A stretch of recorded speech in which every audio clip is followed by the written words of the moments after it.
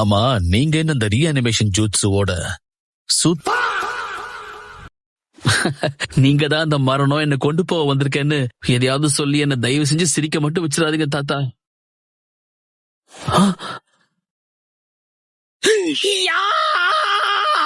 எனக்கு சாக விருப்பம் இல்ல. நிச்சயமா எனக்கு உன் நன்றி எல்லாம் தேவையில்லை. அதுக்கு பதிலா நான் கேட்கிற உதவியை நீ செஞ்சு கொடுத்தா போதும். உங்களுக்கு என்ன உதவி வேணும்னு கேளுங்க பெரியவரே. உங்களுக்கு பாத்ரூம் போக உதவணுமா? அப்போ அதுவும் தான் பண்ணணும். நீ தொடர்ந்து இந்த வாழ்க்கைய வாழும்போதுதான் அந்த வாழ்க்கையில வலியும் சோகமும் நிறைவேறாத ஆசையும் மட்டும்தான் இருக்குன்னு நீ புரிஞ்சுக்குவ. ஒபிட்டோ. சரிதான். இந்தா தாத்துறாரு. இங்க பாரு, இது எல்லாமே ரொம்ப அத்தியாவசியமானது. இது இல்லாம எந்த உயிருமே வாழ முடியாது. அவர்கிட்ட லேசா பேச்சு கொடுத்ததுக்கே இன்னைக்கு பூரா பேசி இம்சை பண்ணுவாரு போல இருக்கே.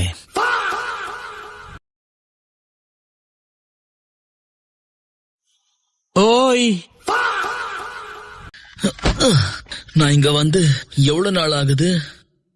எனக்கு என்னமோ ரொம்ப நாள் ஆன மாதிரி தோணுது. கவலைப்படாத, இதுக்காக நாங்க உங்ககிட்ட காசெல்லாம் கேட்க மாட்டோம்.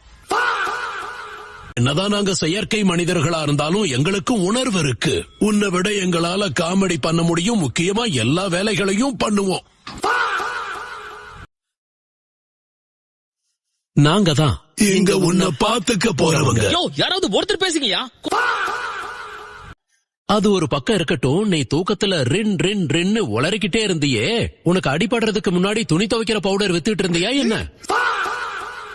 சில சமயம் நீ முட்டாள் முட்டாள் முட்டாள்னு சொல்லிட்டு இருந்த. அது முட்டாள் ககாஷின்னு சொன்ன. அடிக்கடி இவன் இப்படிதான் எதையாவது உளறிக்கிட்டே இருப்பான். முட்டாள் ககாஷினா என்ன தெரியல. பேசாம அவன்கிட்டயே கேட்டு பாக்கலாம். தூக்கத்துல இப்படி எல்லாம் வளர்ன எல்லாத்தையும் விடவே கூடாது. தம்பி, எங்களுக்கு ஒரு சந்தேகம் இருக்கு, கேக்கட்டுமா? கேளியா. இயற்கை உபாதை, அதாவது வயத்தை கலக்கிறப்ப உனக்கு எப்படி இருக்கும்னு சொல்ல முடியுமா? பிளீஸ். கக்காஷி பத்தி கேப்பீங்கன்னு பார்த்தா கக்கா போறது எப்படின்னு கேக்குறீங்களா? உங்க ரெண்டு பேருக்கு வெக்கமா இல்லையான்னு கேக்குறேன்.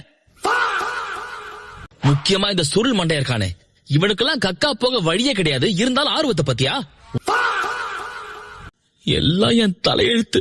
கேவலம் கக்கா போறது எப்படி நீ இவ்வளவு ஆர்வமா கேக்குற? உங்களோட எப்படி இருக்க போற, என்னைக்கு தூக்கி போட்டு மிதிக்க போறேன்னு தெரியல. கேள்வி கேட்டு காயப்படுத்தி இருந்தா மன்னிச்சிரு. சுருட்டி நீயே வச்சுக்கடா உன் மன்னிப்ப. மாதரா என்கிட்ட பேசிட்டு இருந்தப்போ விதி வலின்னு என்னென்னமோ சொல்லிட்டு இருந்தாரு. அவரு நல்லாதான் பேசுவாரு. ஆனா அவர் பேசுறது உனக்கு புரியுமாங்கிறது தான் பெரிய சந்தேகமே.